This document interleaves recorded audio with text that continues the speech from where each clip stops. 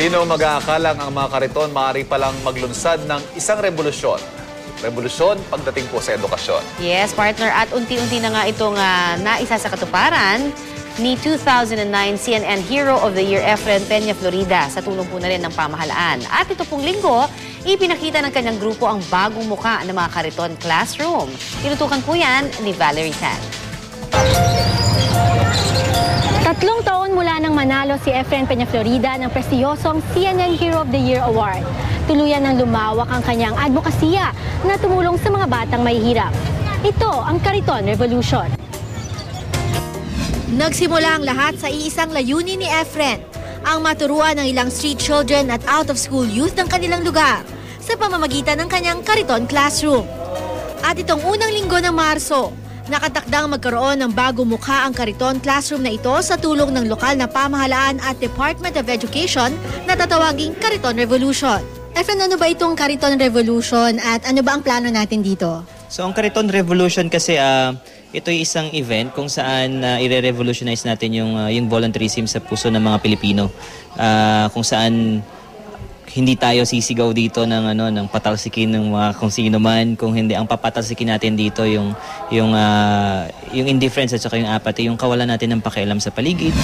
Dagdag pa ni Efren, bahagi ng 5-day event na ito ang Kariton Revolution Push to Make a Difference Caravan, kung saan paparada ang ilang kalahok mula sa iba't ibang sektor ng lipunan upang ipakita ang mga disenyo ng kanilang mga kariton.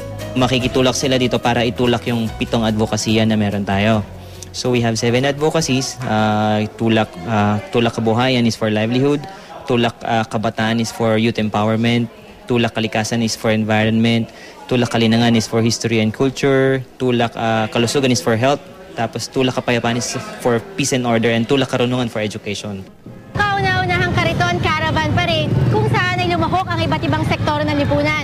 Umaabot nga ng hanggang 100 ang kariton na kasama ngayon. Pagsapit ang 3:00 ng hapon, isa-isang nagdatingan ng iba't ibang kariton na gawa ng iba't ibang grupo at volunteers. Kanya-kanyang pasiklaban ng mga ito sa kanilang mga disenyo at tema. Yung Philippine Navy po, ano pong area yung inyong ginawang kariton? Yung participation po namin is more on the educational side. Ngunit hindi po kami limited dito kasi matagal na po ang Philippine Fleet na andito sa bayan po na ito, and we are very much involved sa mga welfare and mga programang para sa mga bata.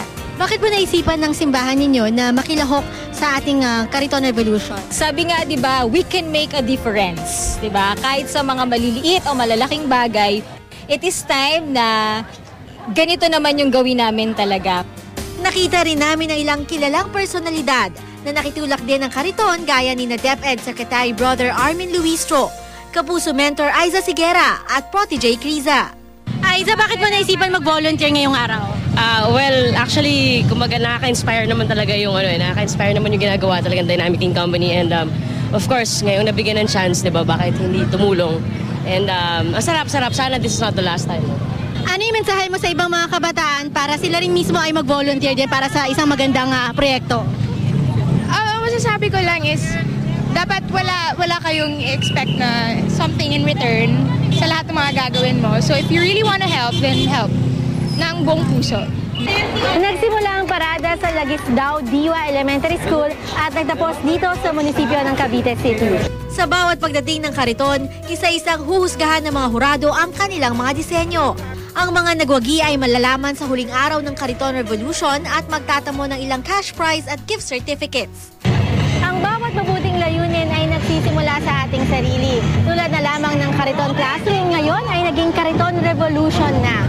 Naway maging inspirasyon ito sa atin na kahit nag-iisa ka lamang,